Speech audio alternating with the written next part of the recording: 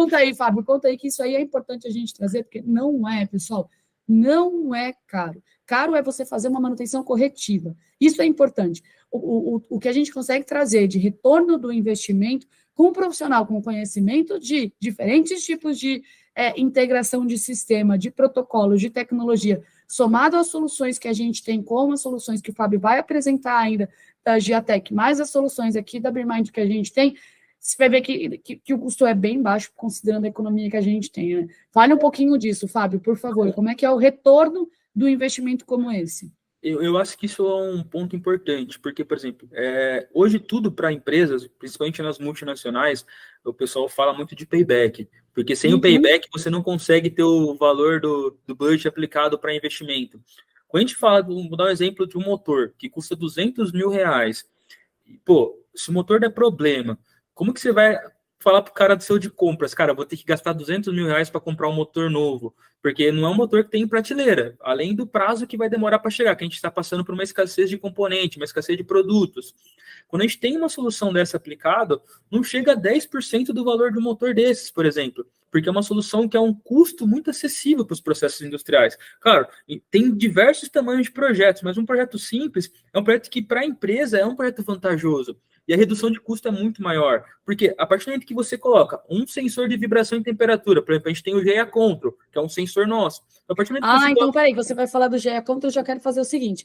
Aproveitar que você vai explicar isso, vou quebrar aqui nosso protocolo de organização, vou compartilhar minha tela, porque enquanto você conta um pouquinho de como funciona a nossa solução junto com a solução do GEA Control, eu quero mostrar para quem está acompanhando a gente aqui, como é que ele vai ver? Isso que o Fábio vai falar, que é implementar uma solução que é a GEA Control mais um BeWise, como é que eu vou enxergar isso?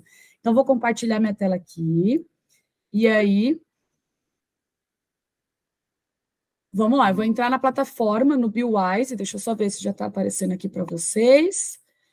E, Fábio, fale para mim, de novo, eu quero chegar nessa tela aqui, mas o que eu tenho para fazer? Eu tenho meu motor aqui na minha indústria e eu quero ter esse tipo de informação que depois eu vou detalhar o que é. Vai lá. Perfeito.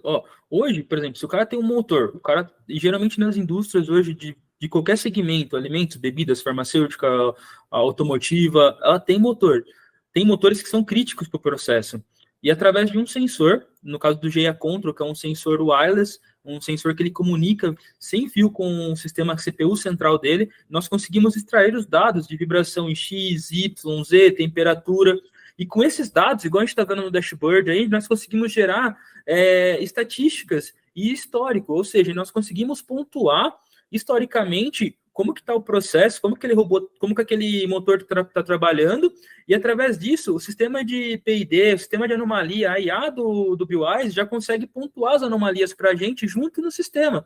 Então, além do cara ter tudo visível, como que está o ruído, como que está o gráfico, como que está o dashboard, ele já consegue ver também no sistema a anomalia que está dando. Então, você deu uma anomalia aqui que saiu fora. Qual horário? Foi 10 horas, entre as 8 e as 10. Então, ele já consegue ter isso visível. E é uma solução com custo muito baixo, porque ele vai precisar de um sensor de vibração e temperatura para o processo e ter um BeWise. Só que aí que está a jogada. O BeWise suporta N sensores de vibração e temperatura. Então, a gente não se limita. Você pode ter, igual tem ali do lado, o selecione o motor a ser analisado. Pode ter N motores e ele está monitorando. Entendeu? Então, é isso que eu acho que é legal. Desde que ele tenha esse sinal que não vem do próprio motor, é um hardware, um sensor à parte que a gente vai colocar nesse motor e vai começar a medir essa vibração, essa temperatura, e com isso gerar os dados estatísticos para a gente. É o que a gente falou novamente. O cara vai ter o dado real, vai ter o dado em tempo real daquele motor, então ele vai saber o que está acontecendo, entendeu? É o que a gente falou de ter a tela, de ter a previsibilidade da falha, porque se ele não tem uma tela dessa, por exemplo, ele só vai saber se ele estiver na linha medindo o motor, ou escutando o motor lá, colocando a mão para ver se está quente, está frio, porque senão ele não vai conseguir ter essa visibilidade do processo, entendeu? Então é por isso que a gente fala... Agora imagina isso que você falou, né? Eu estou lá com um operador no chão de fábrica, que não tem um sensor controlando o meu motor, que não tem a visibilidade do controle dessas informações, não tem nada disso. Como é que eu vou colocar a mão no motor para ver se o motor está esquentando demais? Ou como é que eu vou ficar vendido assim? Não, está aquecendo demais, também gera um maior consumo de energia. Exato. Então, olha a importância da gente poder ter uma solução como essa. Essa tela que eu estou mostrando aqui é a tela que a gente desenhou. Isso aqui é totalmente personalizável, tá? Nesse caso específico, o que a gente está mostrando? A gente está mostrando o acompanhamento dos dados deste motor. Então, este motor aqui que a gente tem, eu consigo fazer a predição de uma corrente específica. Aqui eu estou falando da corrente R, eu posso falar da corrente S, posso trabalhar em cima da vibração de um motor, da vibração de um eixo X ou Y, e eu consigo avaliar, por exemplo, olha aqui onde eu estou mostrando exatamente são as informações que foram realizadas. Então, o que aconteceu? Acontecendo às 9h30, às 10 horas, às 11 horas, opa, peraí, cheguei aqui por volta de 10 horas e já tive aqui uma diferença, tá vendo? O que é isso aqui? Se aumentou muito, eu estou dentro de um padrão. Meu padrão é essa linha azul aqui, ó, ele está seguindo um padrão. Fugiu do meu padrão, ou para cima ou para baixo, já tenho como detectar aqui que pode ser uma falha. E aí, o que eu faço com essa falha? Eu posso criar isso aqui é muito legal. Eu crio um alerta para quem, ou o operador, ou um e-mail, alguém que estiver ali sobre a gestão, e pode ser um alerta via uma plataforma social, de rede social, por exemplo, posso mandar um alerta via Telegram, como posso mandar um alerta via e-mail, posso mandar um alerta aqui mesmo, aparecer um alerta aqui nessa tela aqui subindo, olha, possível falha. E aí eu tenho como acionar o meu operador ali de plantão, tá acompanhando esse processo aqui de imediato. Isso vai prevenir um problema, né? Isso é importante.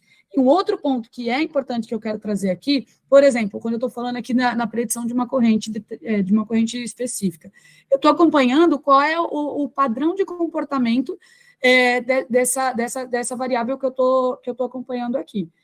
Chega num determinado momento, eu quero fazer a previsão. Então, ainda são 13 horas, mas eu quero saber como é que minha variável vai estar às 14. Através dessa análise de dados, que vamos lembrar, os dados estão sendo feita a coleta através do sensor que o Fábio falou. Então, eu não consigo simplesmente ir lá e implementar essa solução. Preciso ter o sensor que o Fábio falou, mandando os dados para a nossa plataforma. Para chegar aqui, eu tenho um histórico desses dados. Depois que eu tenho o histórico dos dados, sei qual é o comportamento dele, eu consigo prever. Falou, olha, o potencial comportamento às 14 horas é esse aqui. De repente, no dia seguinte, eu tenho um potencial comportamento de que, por volta de 9 e pouco, 9h30 da manhã, eu vou ter uma falha. Então, se eu estou acompanhando isso também para o dia seguinte, peraí, então, o que o meu operador faz por volta de 9 horas que pode ter essa falha aqui? Qual é o comportamento da minha máquina nesse tempo? E aí você vai conseguindo enxergar não só todos os dados do seu processo, todas as variáveis e situações que podem ocasionar esse tipo de falha, como prevenir, né? Reduzir o custo de um processo como esse, né?